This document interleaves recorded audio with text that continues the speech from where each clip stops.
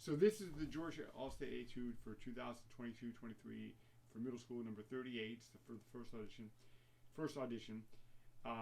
Sturm number 38. So the tempo marking is 92. That's the tempo you're aiming for. Like anything else, I would just, and I'm showing in this video how I would approach this etude. I would not start at the tempo. Not that it, maybe for fun one day, but not for serious practice. I usually start half tempo. That works for me. Slow practice. People talk about slow practice or fast practice. Here's what I want you to know. It's not a question of slow or fast. It's a question of accurate. If you practice accurately, you're going to play better. And then once you're comfortable playing accurately, the speed will really take care of itself. You probably most times you can move it. It's as fast as your fingers are able to move. You'll be able to do it if you're accustomed to doing it accurately, comfortably. And that's so for me, that's half tempo. For most other people, it may be faster than that. Other people may be slower than that. This is a suggestion. So I'm going to do is I'm going to put the metronome on 92. Oops. There it is. All right. And I'm just going to play it. I'm going to play, probably not play the whole thing because it will take too long in this video, but I'm going to play parts of it. I'm going to play some of the problematical parts. I'm going to play the beginning so you can hear it, but I'll play some of the parts that take some fingering choices that most middle school students may not know right off the top of their heads. Here's the first 4 measures or so. This fast.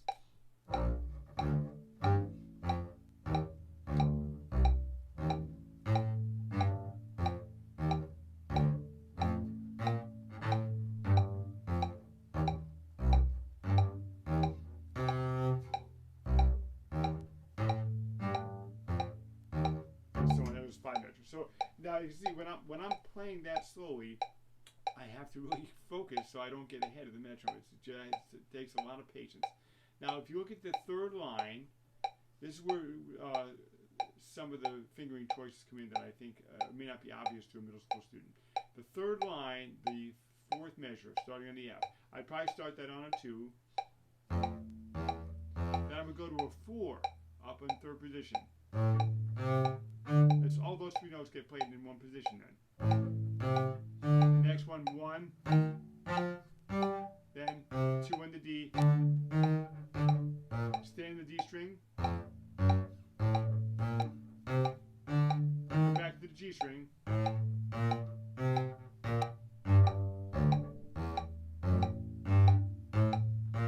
and here I'm going to stay on the D string.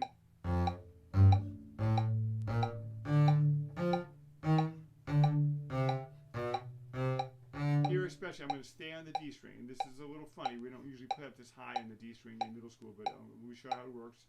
Then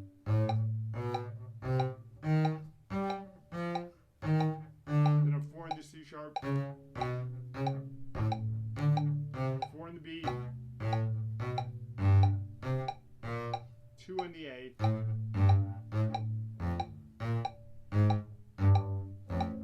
and so on.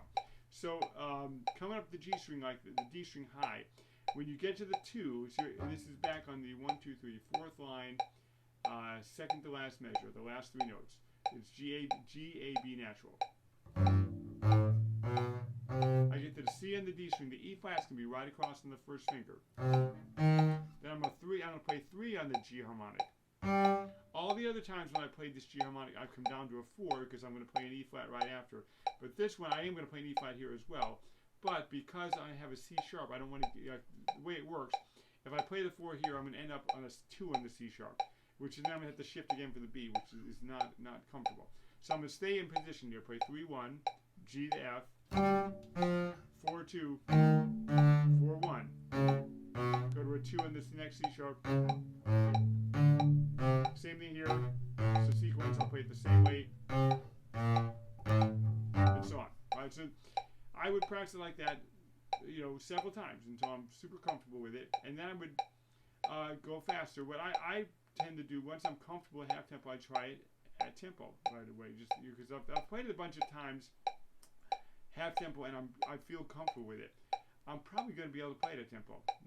Maybe not right away, maybe 3/4 tempo. You'll have to see how that works for you. But what I do, this is one thing I do that I have found very, very helpful. And thanks to my fellow jazz musicians who taught me to do this, they practice like this all the time. I put the metronome not on the front of the beat. 1 and 2 and 3 and 1. Not because it's bad to do, that's fine, but I find that my up bow gets a little bit shorter than my down bow by doing that.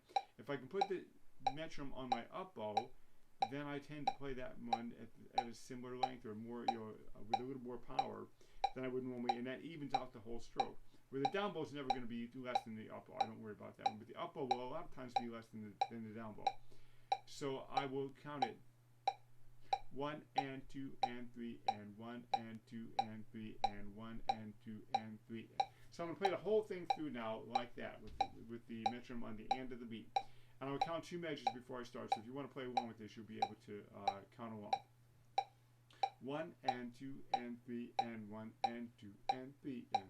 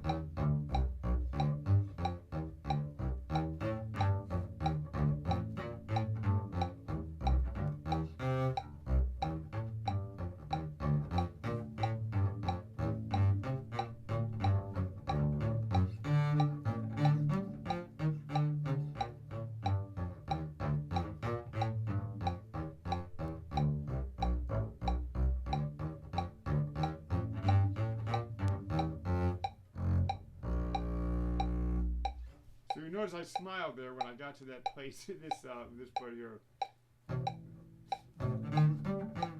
Because I did the wrong finger by mistake. I had to recover there.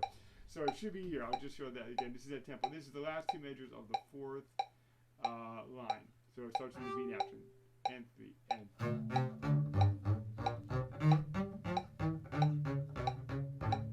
Should work like that. That would be a better way of fingering. Anyway, hope you found this helpful. All right, very good. Thank you.